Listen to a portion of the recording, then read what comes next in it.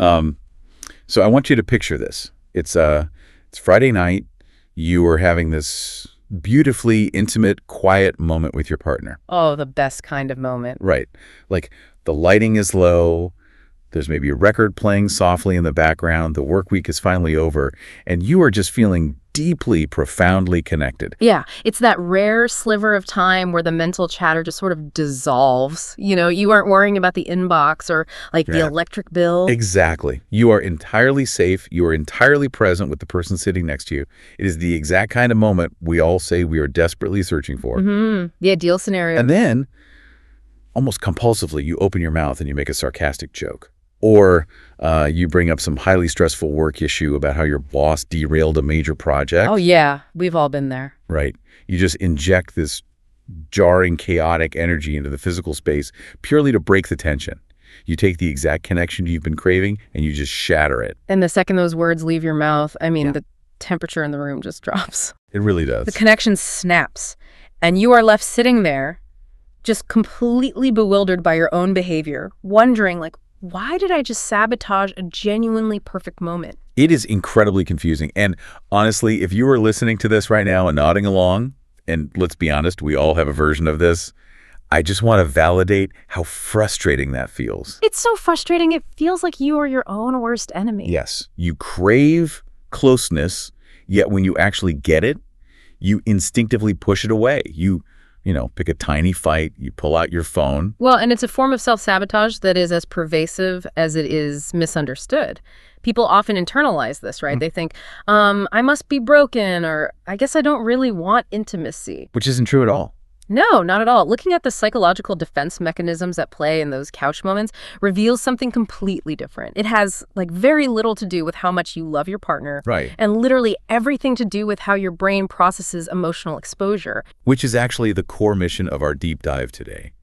We are unpacking the psychology behind our emotional walls, the fear of being seen, and the intricate ways we sabotage our own joy. Yeah, and we're looking at this through the lens of Brené Brown's foundational book, Daring Greatly. Exactly. We are taking her research and asking this huge question.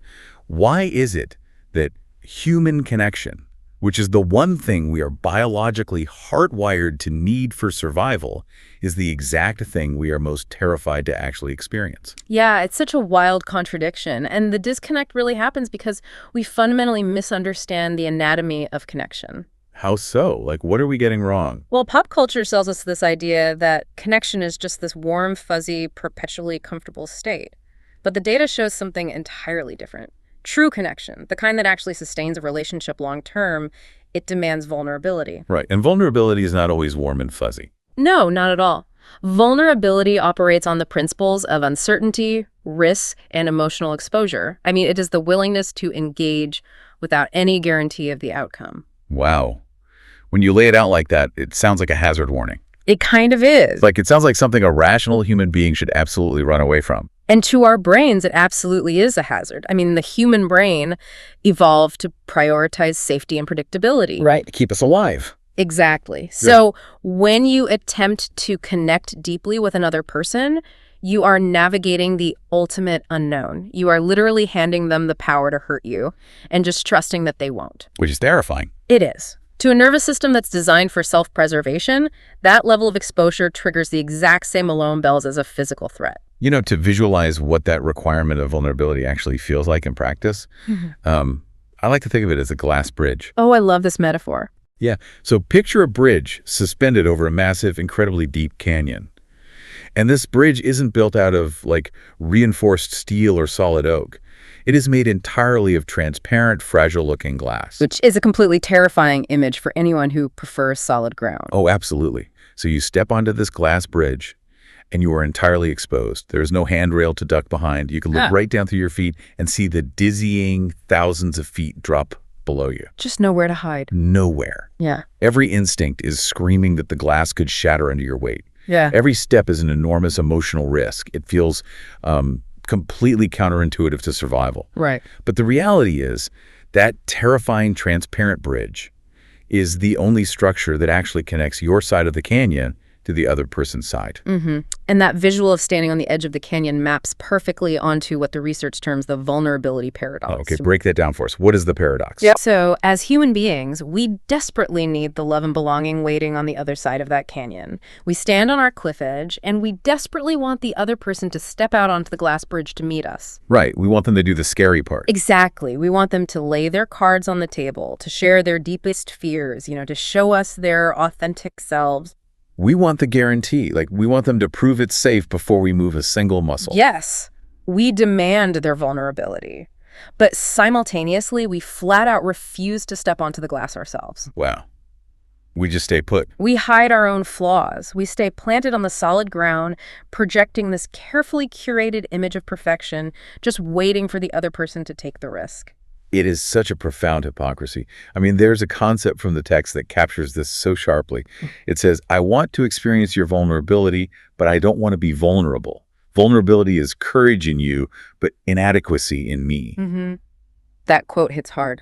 It really does. Yeah. Like, we applaud people who are raw and real. Yeah. We watch memoirs and documentaries about messy lives and think, oh, wow, how brave. We are magnetic to the truth in others. But when it comes to our own lives, we edit. Yes. We filter everything. We operate under this assumption that if we show our true, messy, complicated selves, people will just run for the hills. Right.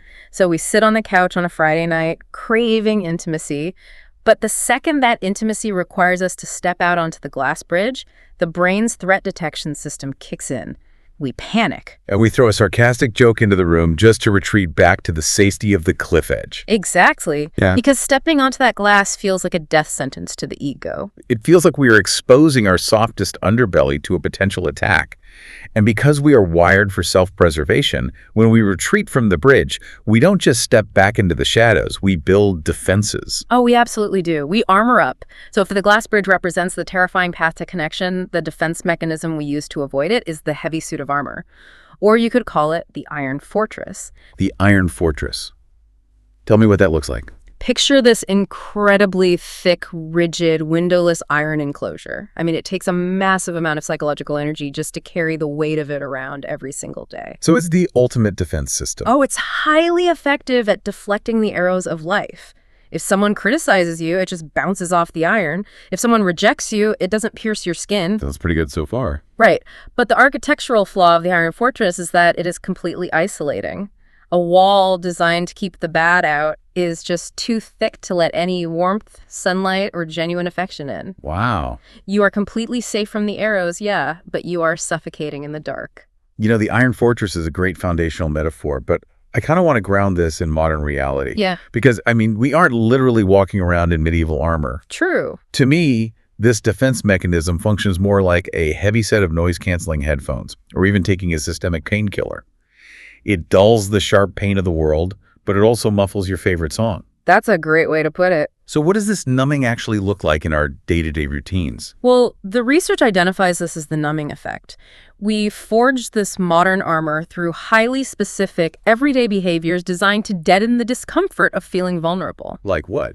Well, it looks like being crazy busy, booking your schedule so relentlessly from 6 a.m. to midnight that you literally don't have a single quiet second to sit with your own thoughts. Oh man, guilty. Or like endless social media scrolling, just letting an algorithm hypnotize you so you don't have to feel the low-grade anxiety simmering under the surface. Yes, exactly. It's also overworking. It's perfectionism. It's taking the edge off with 3 glasses of wine every night. And looking back at our opening scenario, it's using sarcasm and cynicism as a shield to deflect emotional intimacy. Okay, wait. I want to debate this for a second. Okay. Because when I hear that list, the scrolling, the busyness, the wine, I immediately think about how heavy the world is right now. Oh, it's incredibly heavy. Right. The news cycle is brutal. The economy is stressful. Work demands are higher than ever. Yeah. So what is the actual line between numbing out and just, harmlessly decompressing? It's a fair question. Like, is pouring a glass of Pinot Noir or watching TikToks for 30 minutes really building an iron fortress? Or is it just surviving a Tuesday? That is the exact gray area where most people live, and it's a vital distinction. The differentiator isn't the behavior itself, right? It is the intention behind the behavior. Okay, intention. Meaning what? Meaning, are you pouring that glass of wine to celebrate the end of a good week, or are you pouring it to hit the mute button on your anxiety? Oh, wow. Are you resting to restore your energy, or are you scrolling to escape a feeling you just don't want to process? So it's about whether the tool is being used for recreation or anesthesia. Exactly. And here is where the neurobiology makes this so critical. The most dangerous finding in the data is that you cannot selectively numb emotion. Wait, you can't just target the bad feelings. No. The brain doesn't work that way. Emotion is not a mixing board where you can, slide the fear and shame faders down, but keep the joy and love faders pushed all the way up. That would be nice, though. It'd be amazing. But the neural pathways that process emotional pain and discomfort are intrinsically linked to the ones that process connection. So when you use behavioral anesthetics, the scrolling, the overworking, the drinking, you are administering a systemic numbing agent. So if I numb the dark, I inevitably numb the light. Yes. You numb your baseline capacity for joy, for empathy, for belonging. You flatten your entire emotional landscape. Yeah. The Iron Fortress stops the pain, yes, but it also stops the joy. You end up in this gray, flatline existence where you don't feel the crushing lows, but you completely miss the breathtaking highs. So if we are systemically numbing ourselves like that, what happens when a moment of genuine, undeniable joy actually manages to slip past our defenses? Well, that brings us to one of the most bizarre psychological phenomena in the human experience. I'm intrigued. When we try to numb vulnerability, the underlying anxiety actually mutates. Yeah. It explains why the happiest, most beautiful moments in our lives often trigger the most intense, visceral panic. Oh, wait. I know exactly what you're talking about. The research calls this foreboding joy. It is the waiting for the other shoe to drop syndrome, but on an extreme scale. Totally. Consider the examples from the source material. Imagine standing over the crib of your perfectly healthy sleeping child. Okay. You are looking at them, and you feel such an overwhelming surge of love and joy that it physically aches. And then in a fraction of a second, your brain violently shifts gears. And you think of something awful. You suddenly picture a horrific car crash. You vividly imagine a terminal illness striking them. God, it is a profoundly dark place for the brain to go, but it is so common. It's universally common. Another example from the research is taking that long-awaited, expensive family vacation. You are on the plane, heading to paradise. Everyone is healthy and happy. And instead of enjoying the moment, you spend the entire 4-hour flight gripping the armrests, absolutely convinced the plane is going to go down in a fiery crash. Yes. That is foreboding joy. Right. We experience a moment of pure, unadulterated happiness, and instead of simply letting ourselves feel it, we immediately pair it with a catastrophic vision of disaster. But why does the brain torture us like that? Joy is supposed to be the reward, not the trigger for a panic attack. Well, it comes down to how the amygdala, which is the brain's threat detection center, interprets a lack of defense. Okay. Because we are so accustomed to wearing the heavy armor, moments of pure joy feel dangerously exposed. Joy is actually the most vulnerable emotion we experience because it means we actually have something to lose. Oh, wow. Their brain realizes, uh-oh, we have no armor on right now. We are completely open, so it sounds the alarm. It manufactures a threat to force us to put the armor back on. Exactly. The psychology behind this is called dress rehearsing tragedy. Dress rehearsing tragedy. Yeah. We manufacture worries about our partner leaving us or a disaster striking as this twisted subconscious attempt to protect ourselves from future disappointment. So we think we're outsmarting the pain. Right. The flawed logic of the brain assumes that if we expect the worst, like if we picture the plane crash or the breakup in our minds first, then if it actually happens, we won't be caught off guard. We are trying to beat vulnerability to the punch. You know, if I connect this back to our very first scenario, the Friday night on the couch. Yeah. Making that sarcastic joke during a beautiful, intimate moment is just a micro version of dress rehearsing tragedy. It is the exact same mechanism. You are sitting there, feeling deep intimacy. That intimacy is a form of joy, which means it requires vulnerability.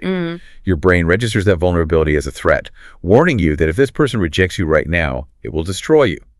So instead of sitting in the joy, you launch a preemptive strike. You sabotage it first. Right.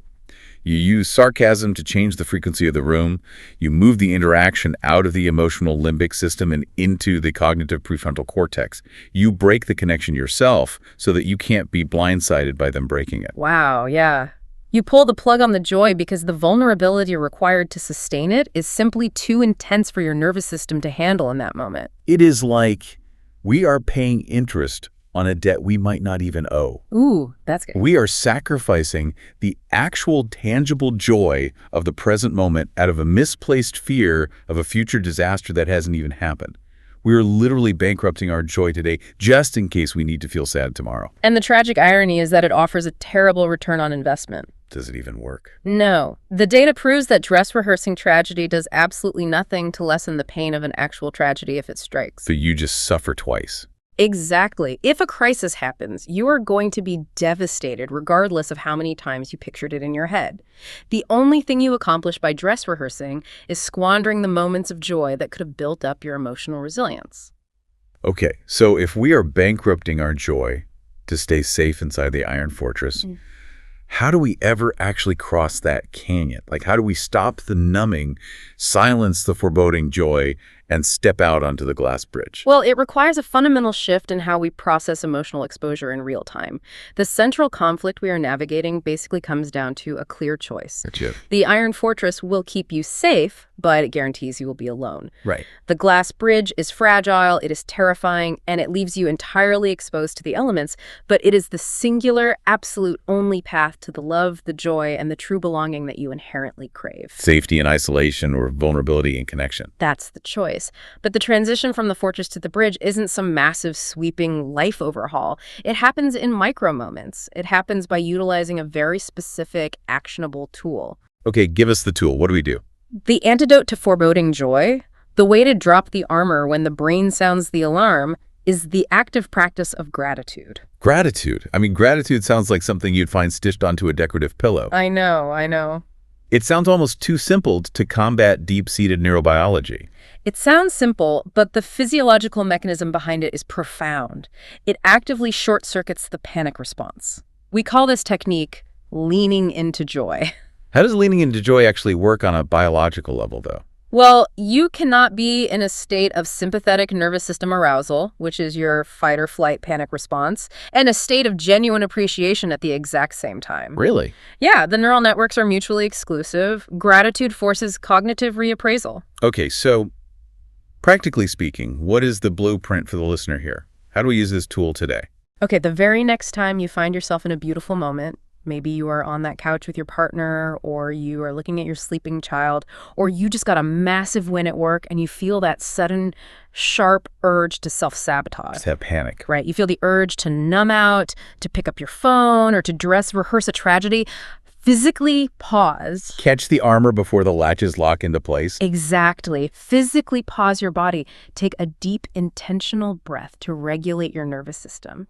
And silently, in your own mind, say the words, I am grateful for this moment. I am grateful for this moment. That specific act of naming gratitude counters the anxiety.